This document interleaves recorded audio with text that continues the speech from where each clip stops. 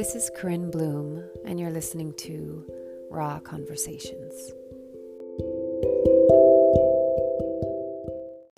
Today I want to talk about self-care.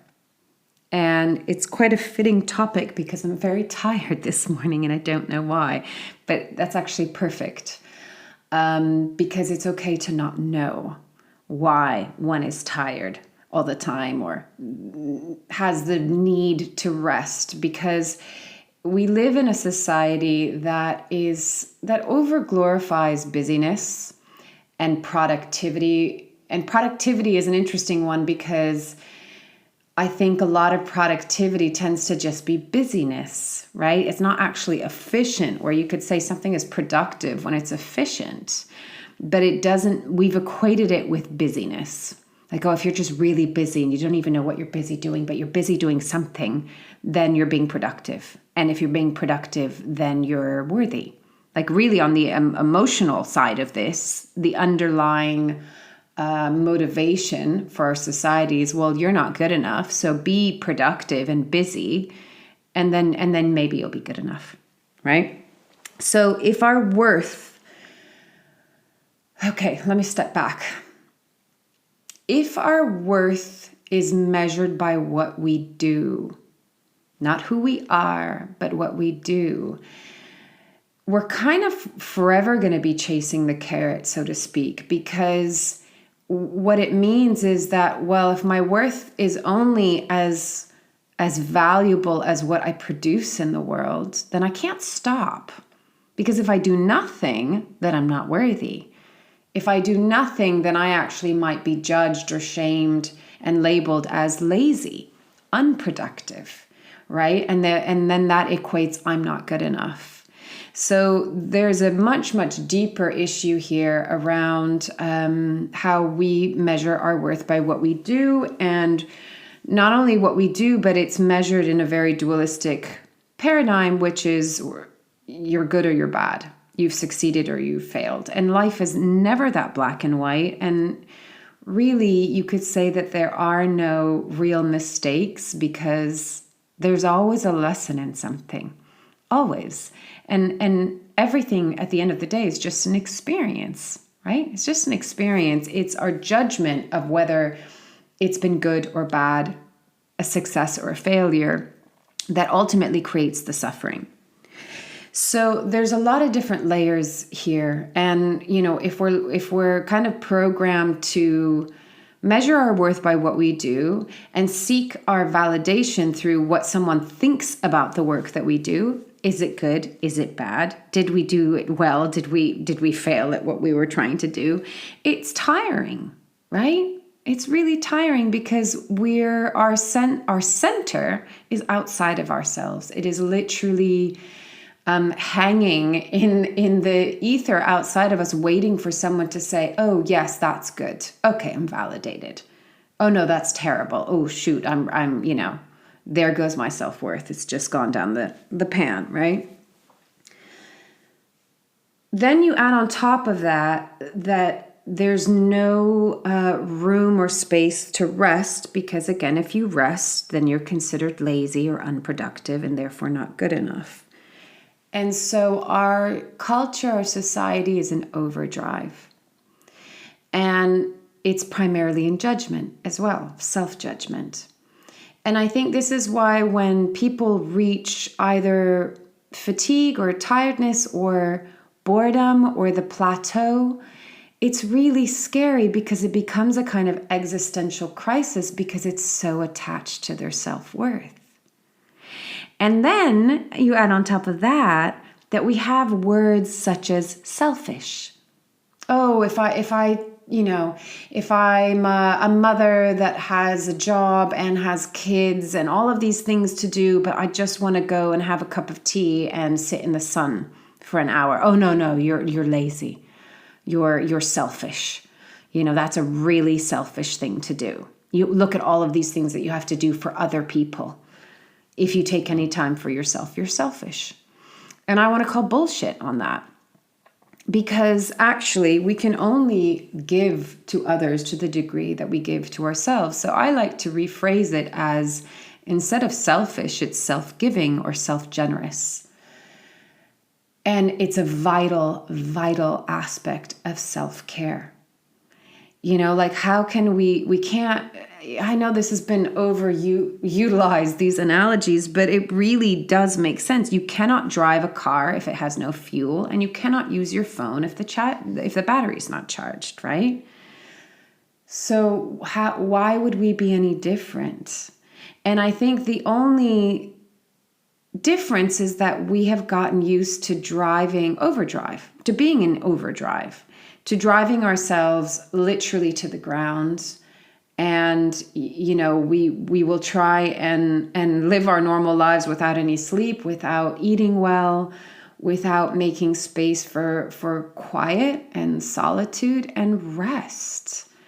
They're kind of finally now coming out with if you're getting 5-6 hours of, sleep a night, that's not so good for your health, right? Your organs, your brain, they need to rejuvenate, they need to recharge. And also it's a hugely important time for our subconscious also to kind of process, which is why we dream. And sleep is a hugely valuable thing. But again, living in a society that measures our worth by what we do, then we have to be doing and producing constantly. And the more we do and produce, the more worthy we'll be. So I think I've made my point. So I find myself tired this morning, and I wanted to write, or I wanted to work on my website, but I can just feel my body's like, no, I can't do it this morning. I just know myself well enough that if I were to try and force myself to sit in front of the computer and write, probably nothing would come. And then I might feel very frustrated, or I could work on my website, but then I would feel maybe fragmented and frazzled. And so what I'm really needing is just to okay, just be this morning. You don't have to do, just be. And that isn't time wasted. It actually can be time gained. And, as a creative, as an artist, as a writer, I have really learned that the plateau is not a phase of nothingness. Just because we're not doing something doesn't mean that nothing is happening. It's actually a time and a phase where two things could be happening. One is everything's happening in the background. We need to process things in the background before it comes to the foreground and into manifestation, right? A lot of my process of either as an artist or as a writer, or just in general in life, is that I'm experiencing something in the moment. And there's the phase where I'm processing and I'm reflecting. And then kind of once it's gone through that whole period, maybe there's even an inspiration that happens out of that, because there's something that I've processed and I've sat with and I've been with, that then all of a sudden they're like, the realization comes through, the inspiration comes out of it, and then the creation happens. I remember when I was younger and I was choreographing, I would sometimes go to the studio and just lie on the ground. I would just lie on the floor of the studio looking up at the ceiling. And, sometimes I'd listen to the music and something would come through, and then I would just go back to lying on the ground. And maybe majority of that hour, just to say, is, so I don't have my words this morning. I'm telling you, I'm tired. That's another thing. It's okay to not be perfect. Sometimes for the better part of an hour, I would just be lying there and thinking, well, this is kind of a waste of time, didn't do anything. And then let's say, the hour was up or however long I was in there and I have to leave. And then I'm driving to the next thing. And then all of a sudden this burst of inspiration and thought comes through my mind. And okay, it didn't happen in the studio, but it doesn't matter. It came through, and then I'd be jotting notes down, and then maybe in my living room, I would be, putting the choreography together. We need the time of rest and stillness. This is something that our society has become so bad at. And I don't say that in a shameful way, but we've become terrible because everything is okay, you're either busy working or, taxing your kids around or whatever it is that you're doing. And then the moment that you stop, what do? We get on our phones and we go into social media. And that's more busyness. It's mental busyness. It's mental clutter, you could say. It's overstimulation. And sometimes that can feel relaxing because you kind of go into this hypnotic, passive state. But it's not actually restful, because restfulness comes from doing absolutely nothing, or sitting and observing nature, right? Because that's something that's organic and it's not flashing all these images and sounds towards you in a quick fashion. So we need these moments to just be in stillness and quiet. And the sad thing is that actually has, we've become so imbalanced that actually can create anxiety for people. And there's a detachment from the body and being too much into the mind, because everything is stimulation through the mind, but we're not actually recognizing what that does to the body.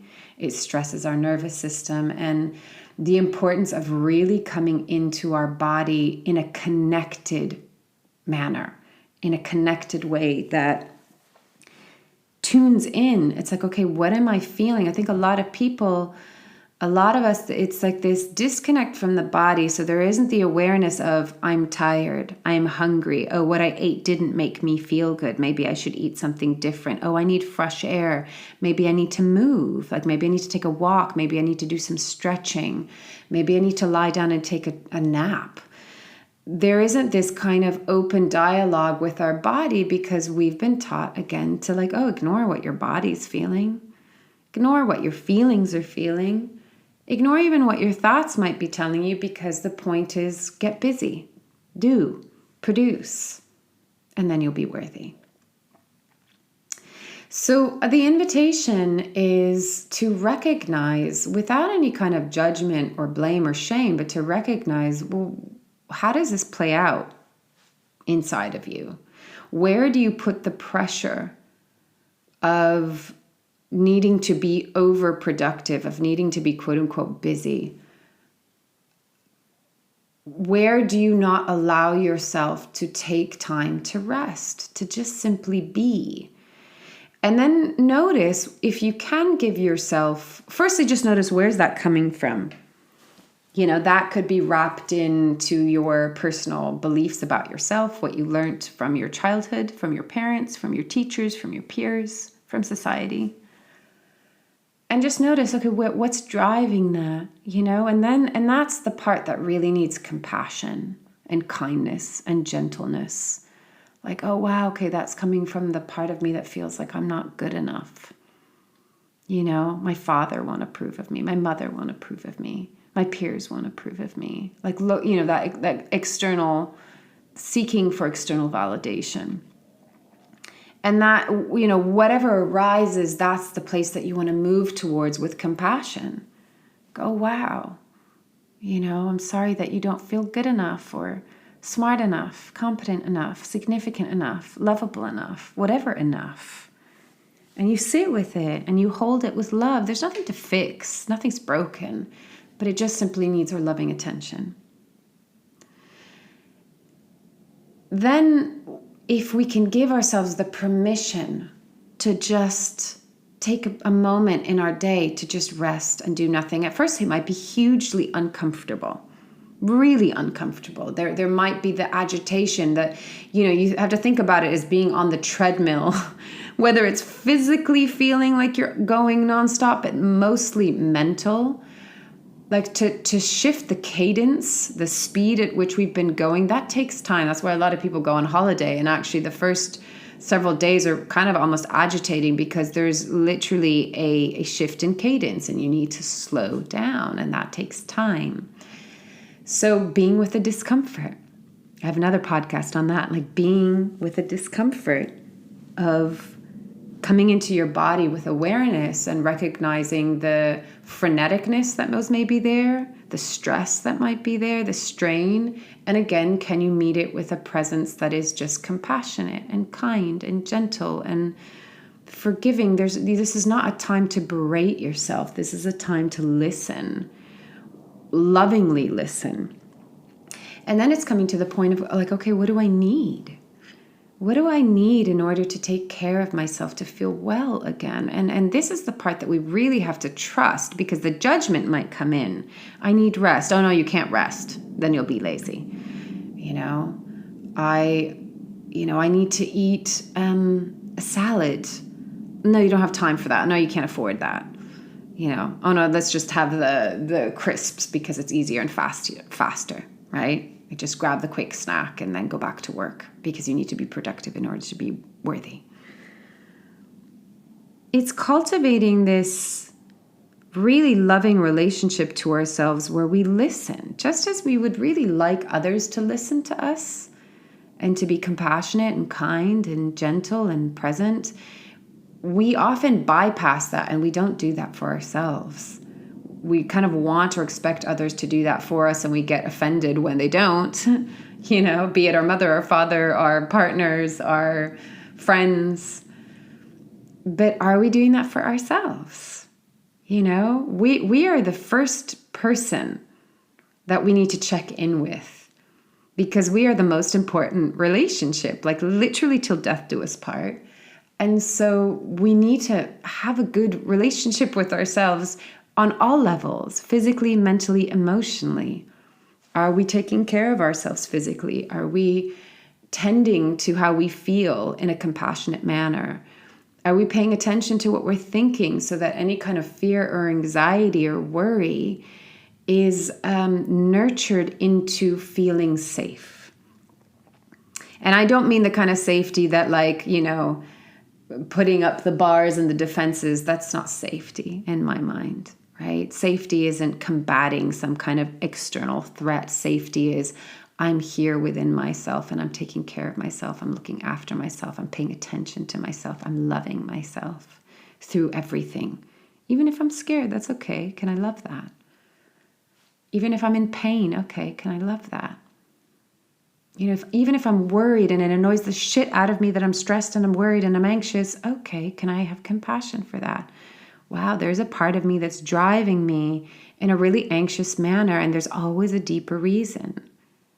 Can I be curious about it? Can I understand why, instead of going, I don't like this part of me, I want to get rid of it? Do you know how many people call me and say, how do I get rid of this? How do I fix it? If you go in with that mentality, that's judgment. That's judging yourself and your experience. My daughter, I picked her up from school the other day and she was feeling anxiety, and I could tell that she was making her very emotional. But I could see that there was a part that's like, should she feel bad about it? And it's like, no. Like, okay, this part of you feels anxious right now.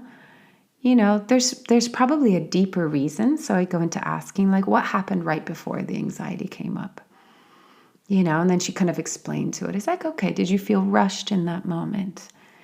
It's like there's always a reason, and the deeper reasoning could be a childhood pattern. And the childhood pattern could actually come from a parental pattern. And that parental pattern can come from a generational, genetic almost, you could say. And what I mean by genetic is just we learn the habit. We take on the habit from parent to child, parent to child, parent to child. So I think all of our internal processing requires so much compassion to understand that there's always a reason for something. It's not just because something must be wrong with me because I'm feeling like this. Like I used to get much more stressed than I do now. I still have my moments of stress, but I used to get much more stressed, and I really did not like that part of me. I just thought, God, Corinne, why can't you be a more chilled person? Why do you get so stressed out? I hate this part of me. I want to just not have it anymore.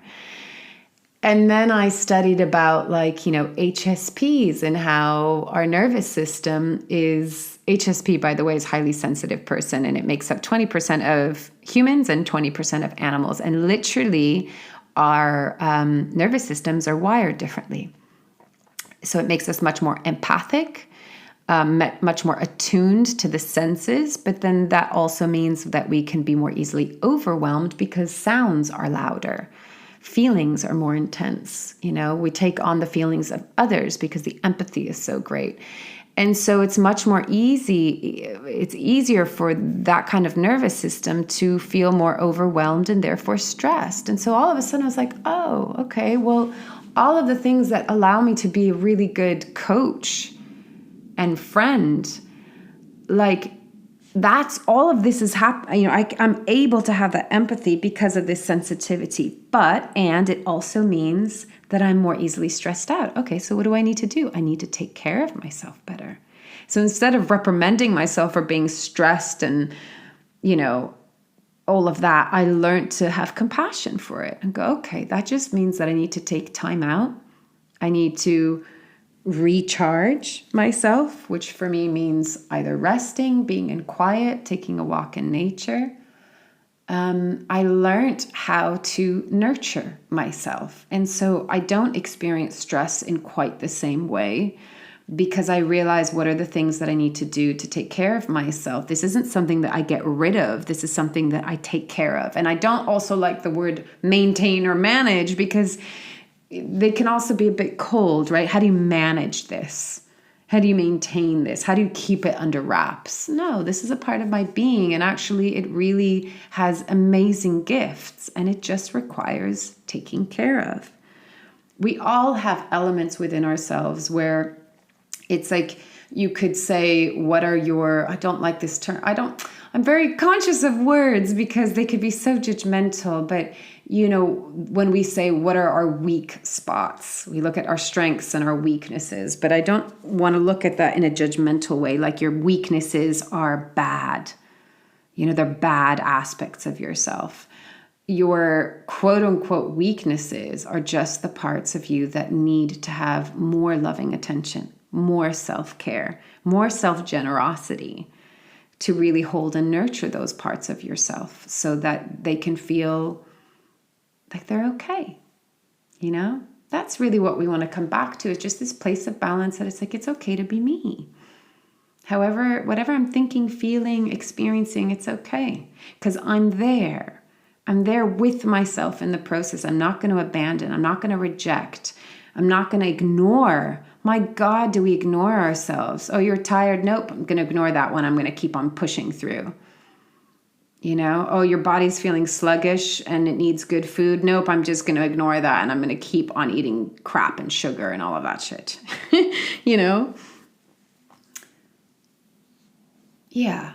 So what would happen if you were to reframe everything? That it's not selfish to look after yourself, but self-generous, self-giving. That it's not lazy or unproductive to rest. It's actually highly regenerating, rejuvenating, and vital. Like it's vital. It seems like a really simple concept of like, oh yeah, eat well, sleep well, do things that are good for you. But actually, it's quite challenging for people that are not in the habit of doing that. And because they haven't understood the value of it, because if deep down, you don't believe you're valuable and you don't believe you're worthy, why would you spend the time to take care of yourself? Why would you get more sleep? Why would you eat well, right? Oh, it doesn't matter. I'm worthless anyway. Do you see what I'm saying? So, when we're looking at self-worth, we have to look at it holistically. We need to look at everything holistically. I think it's a real blind spot of our culture. And again, I will say, because if we've been primarily in the left brain, I've talked about this in other videos, if we're primarily in the left brain, we're going to look at things linearly, right? If the left brain is masculine, we're going to take on all of the masculine traits within ourselves that are not inherently bad on their own, but we need balance. So we're left brain and right brain. We're masculine and feminine, and we need to appreciate and utilize both, right? And that's what brings us into equilibrium. That's what brings us into center and into that balance. Always the middle path. anything in excess becomes unhealthy. Like vitamin D is essential for your body. It's really good for you. If you take too much, it can become toxic, right? Anything in excess, or if we're only using one portion of it, is not going to be healthy. So we need to look at things holistically. We need to include the right and the left side of our brain, the feminine and then the masculine, the shadow and the light. Right? Again, being in a culture that's like, no, you can only be positive. You can only be happy. It's the pursuit of happiness. No, sadness is bad. No, sadness has a place. Our emotions are the language of our being. Our feelings are indicating to us what's going on a deeper level. We need to listen. We need to pay attention. We need to go into them and through them and to the other side to understand what's there, what's trying to get our attention. We're actually constantly in dialogue with ourselves. We're just not paying attention. And the dialogue that we've learned to have with ourselves is quite negative. It's quite judgmental and mean, and often putting ourselves down, again, because that's a little bit what the environment has created around us. So this is long, so I'm going to bring it to a close, but I'm just going to leave you with the invitation to start paying attention, to start bringing awareness to, how do you relate to these things? How are you talking to yourself? How are you judging yourself? And if the judgment arises, don't berate yourself, but be curious about it. Why am I judging myself? Where's the vulnerability underneath it? Where's the lack of self-worth underneath it? And then you move towards those places with curiosity, with gentleness, with kindness, with love, if you can muster that one up. And then start to move into a place of self-care and self-generosity, to give yourself the space and time to do the things that you need in order to be well within yourself on all levels. So there's the invitation. Take it or leave it as feels right, as always, and loving you from afar.